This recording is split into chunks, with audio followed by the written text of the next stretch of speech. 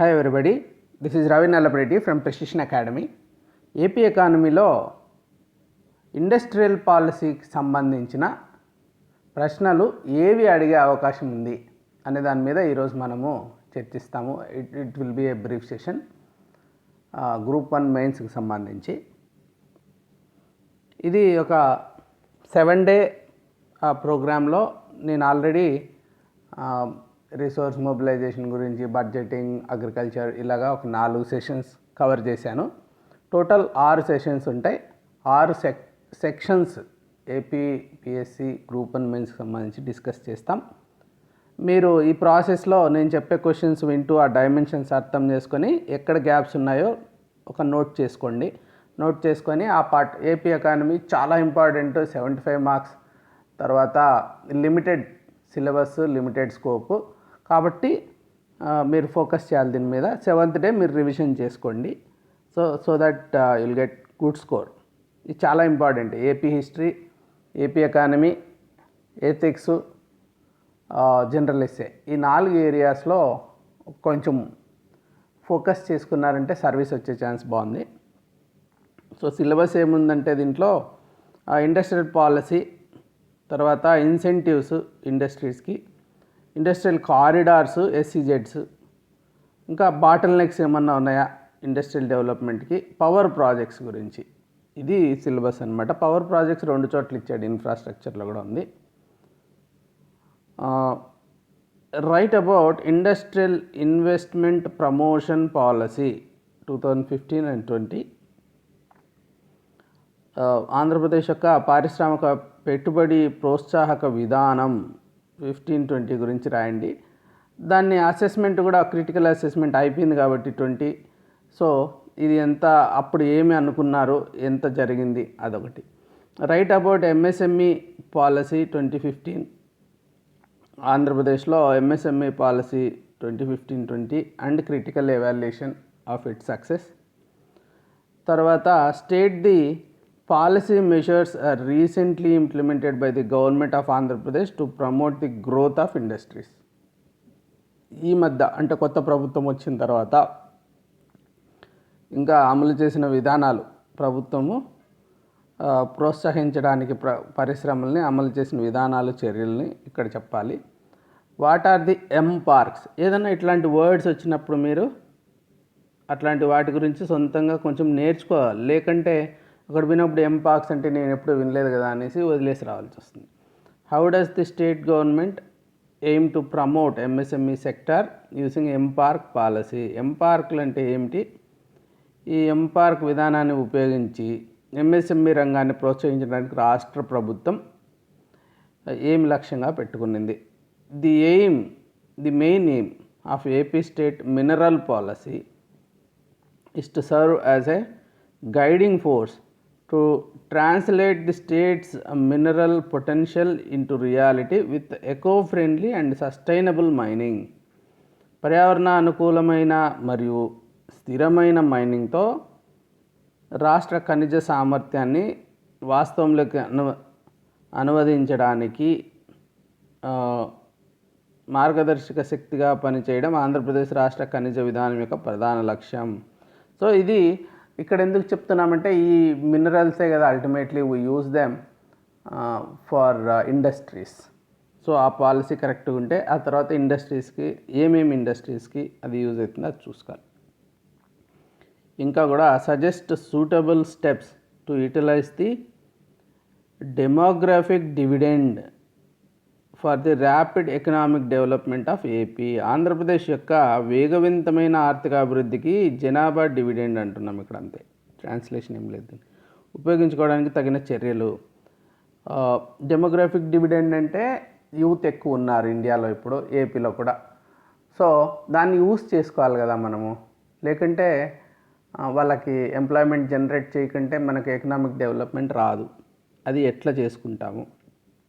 Describe the changes in the composition and growth of service sector of AP in the post-reform period.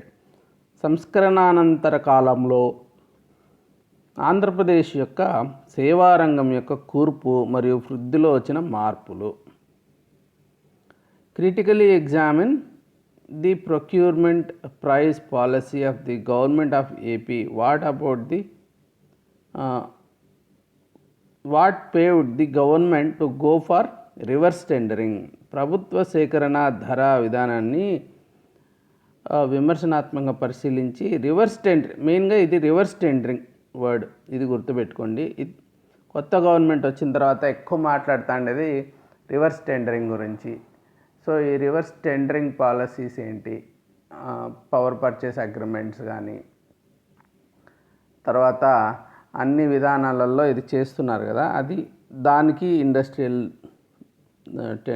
పాలసీకి కొంత అనుసంధానం చేసుకొని ఆలోచించండి. Right a note on industrial development policy 2020-23. So పారిశ్రామిక అభివృద్ధి policy 2023, ఇది కొత్త పాలసీ వచ్చింది. కొన్ని పాతవి అలాగే ఇంకా మాడిఫై చేయకుండా కంటిన్యూ చేస్తున్నారు దాంట్లో సబ్ ఏరియాస్. అయితే కొత్త పాలసీ ఉంది కాబట్టి మనకు ఇది ఏమొచ్చిందో తెలియదు అని భయం వేస్తుంది. కాబట్టి ఒకసారి మనము సేలియంట్ ఫీచర్స్ అన్నీ చూసుకోవాలి. What are the measures taken up by AP government for improving ease of doing business? Ease of doing business మెరుగుపరచడానికి ఏపీ ప్రభుత్వం చాలా మంచి పొజిషన్లో ఉంది ఇప్పుడు. ఏపీ ఈవెన్ లాస్ట్ గవర్నమెంట్ టైంలోనే ఏపీ ఇండియాలో చాలా టాప్లో ఉంది. అయితే దాంట్లో ఈజ్ ఆఫ్ డూయింగ్ బిజినెస్లో మళ్ళీ డిఫరెంట్ కాంపోనెంట్స్ ఉంటాయి క్యాలిక్యులేషన్లో. ఆ ఫార్ములా దాన్ని కొంచెం స్టడీ చేసి దాంట్లో ఒక్కొక్క దాంట్లో ఏపీ ఎక్కడుంది, ఎందుకు అలా ఉంది, అవన్నీ మనం స్టడీ చేసుకోవాలి. ఇంకా ఇన్సెంటివ్స్ విషయానికి వస్తే, what are the policy initiatives of AP government to provide incentives to industry? What are the incentives provided by the government to promote renewable energy sector and electric vehicles? పరిశ్రమలకు ప్రోత్సాహకాలను అందించడానికి AP ప్రభుత్వం యొక్క విధాన కార్యక్రమాలు ఏమిటి? పునరుత్పాదక ఇంధన రంగము మరియు ఎలక్ట్రిక్ వాహనాలను ప్రోత్సహించడానికి ప్రభుత్వం అందించే ప్రోత్సాహకాలు. ఇవి ఇక్కడ జస్ట్ 2 ఎగ్జాంపుల్స్ ఇచ్చాం. అట్లే ఇన్సెంటివ్స్ కొన్ని ఇన్సెంటివైజ్ చేస్తాం. లైక్ ఇక్కడ ఈ పర్టికులర్ ఏం ఆలోచిస్తున్నాం, ఇక్కడ రెన్యూవబుల్ ఎనర్జీ, దానికి ఎట్లా డెవలప్ చేస్తున్నామో అట్లే ఎలక్ట్రిక్ వెహికల్స్, కార్బన్ బేస్డ్ కాకుండా ఎలక్ట్రిక్ వెహికల్స్. సో ఈ 2 రిలేటెడ్. వీటికి ఇండస్ట్రీస్ గురించి ఏపీలో ఏం ఇనిషియేటివ్స్ ఉన్నాయి? Explain the significance of SSI in the development of AP and mention the incentives extended by the government. Small scale industries SSIs ప్రాముఖ్యతను వివరించండి. ఈ రంగానికి ప్రభుత్వం అందించిన ప్రోత్సాహకాలు ఏమున్నాయి స్మాల్ స్కేల్ ఇండస్ట్రీస్కి? ఇవే ఇప్పుడు ఇంపార్టెంట్. ఎందుకంటే large scale industries all of a sudden మనకు కావాలంటే అదంతా ఎప్పటికో అవుతుంది, 5-10 ఏళ్ళు పట్టేటట్టుంది ఒక్కొక్కటి. స్మాల్ స్కేల్ ఇండస్ట్రీస్ స్టార్ట్ చేసుకో.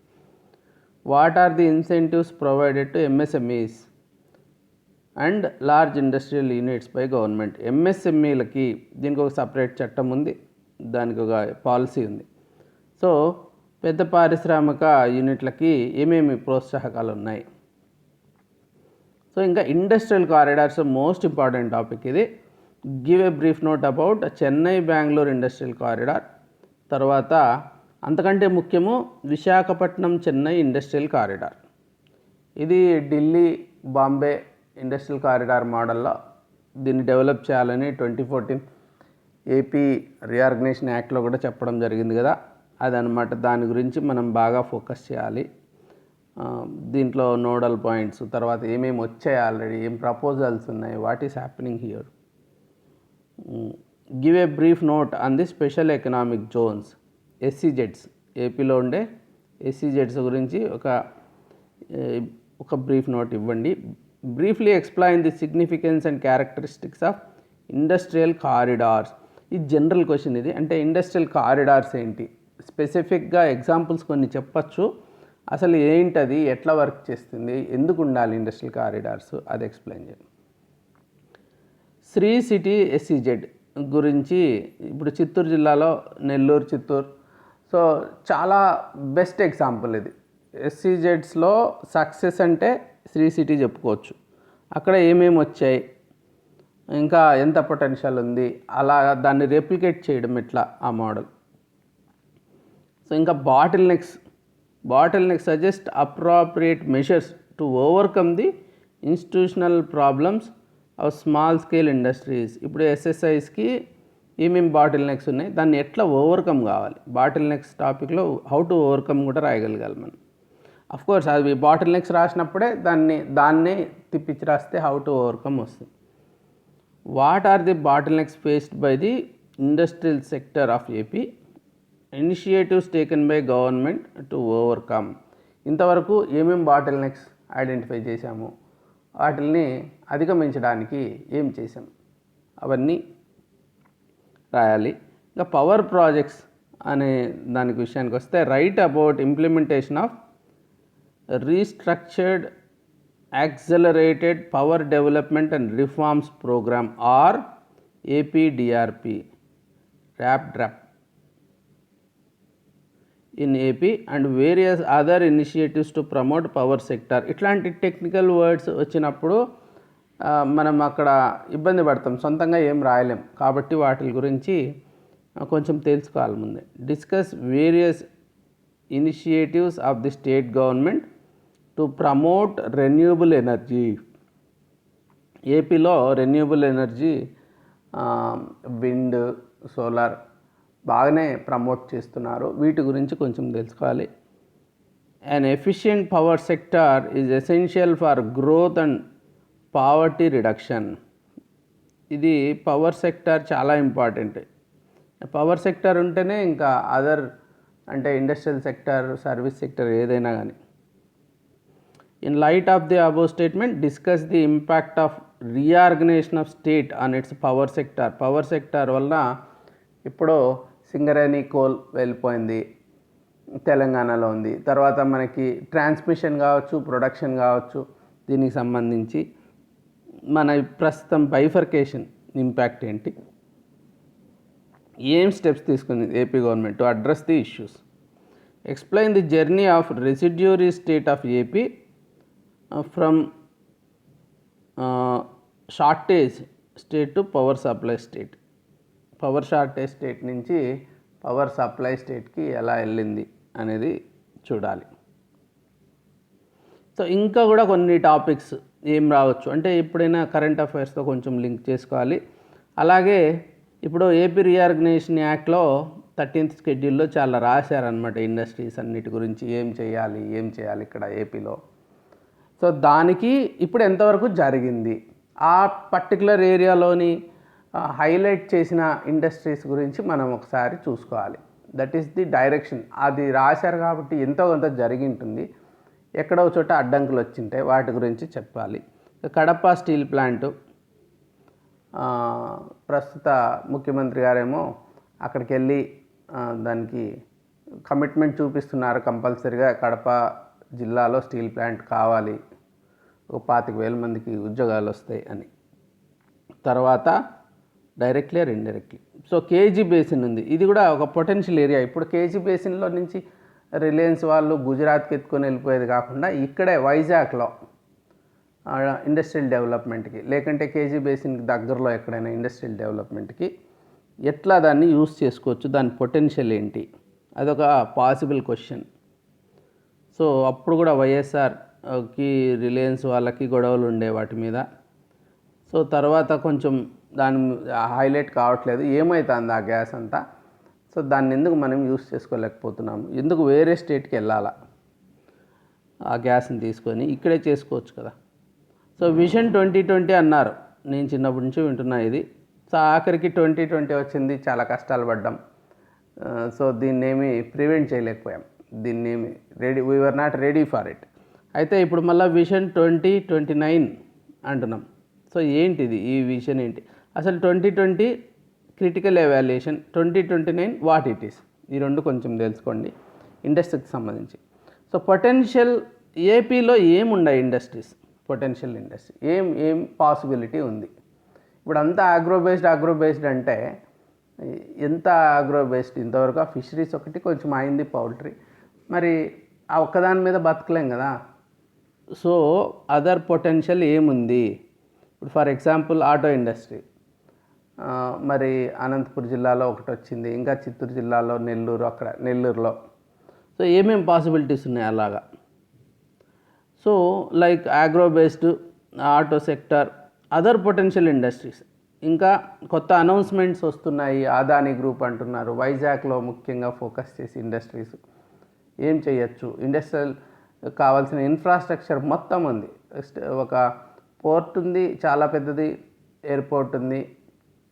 సో ఈ రెండింటిని బేస్ చేసుకొని ఆడ పెద్ద, ఇంకా మ్యాన్ పవర్, కావాల్సిన మ్యాన్ పవర్, స్కిల్డ్ పీపుల్ అంతా ఉన్నారు. సో ఏం ఛాన్సెస్ ఉన్నాయి ఒక వైజాగ్ పొటెన్షియల్ ఏరియా, అక్కడ ఏమేమి వస్తాయి ఏరియా వైజ్. సో ఇంకా 10 థ్రస్ట్ ఏరియాస్ ఐడెంటిఫై చేశారు కొత్త ఇండస్ట్రియల్ పాలసీలో. ఇట్లా 10 థ్రస్ట్ ఏరియాస్ అంటే ఏంటో తెలియదు, మనం గెస్ చేసి రాయలేము. కాబట్టి ఒకసారి ఆ ఏరియాస్ అన్నీ ఒకసారి చూసుకొని పెట్టుకోండి. దాని గురించి ఇంకొంచెం తెలుసుకోవాలా, ఆ ఏరియాస్లో ఏం పొటెన్షియల్ ఉంది, ఎంత. ఇప్పుడు రా మెటీరియల్ బేస్డ్ అనుకో, ఏమేమి రా మెటీరియల్ ఎక్కడెక్కడుంది, తర్వాత ఎక్కడ పెట్టచ్చు ఇండస్ట్రీస్, ఎంత పొటెన్షియల్ ఉంది, దానికి మార్కెట్ ఎంత ఉంది ఆ ఇండస్ట్రీకి, అవన్నీ.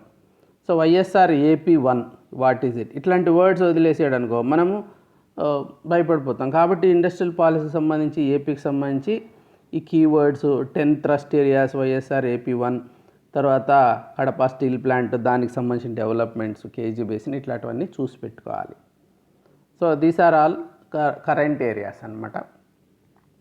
సో ఇంకా సోర్సెస్ అంటే ఇంకా ఎనీవే బడ్జెట్, దాంట్లో కూడా ఇండస్ట్రీస్ ఇన్సెంటివ్స్ అన్నీ రాస్తారు కాబట్టి, ఇంకా ఎకనామిక్ సర్వేలు 2, సో దాంట్లో కూడా ఉంది ఇండస్ట్రీస్ గురించి. ఇంకా కూడా లేటెస్ట్ పాలసీ లింక్ ఒకటి ఇక్కడ పెట్టాను. So industrial policy 2020-2023.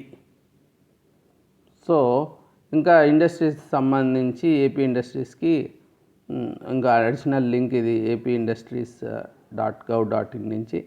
ఇంకా ఓల్డ్ పాలసీ ఉంది ఇక్కడ, ఓల్డ్ పాలసీ 15-20. సో ఇది న్యూ పాలసీస్, ఇండస్ట్రియల్ పాలసీస్. ఇంకా బుక్స్ నేను ఇంతకుముందు సెషన్స్లో కూడా చెప్పాను, ఒక బుక్ ఏదన్నా ఒకటి పెట్టుకోమన్నాను. సో దాంట్లో ఆ సిలబస్ వైజ్ కొన్ని పాయింట్స్ దొరుకుతాయి. తర్వాత మీరు నేను చెప్పిన సోర్సెస్లో నుంచి చూసుకొని లేటెస్ట్ నేను కొన్ని టాపిక్స్ చెప్పాను కదా, వాటిని పెట్టి సెర్చ్ చేసి లేటెస్ట్ ఇన్ఫర్మేషన్ మీరు పెట్టుకొని ఉండాలి.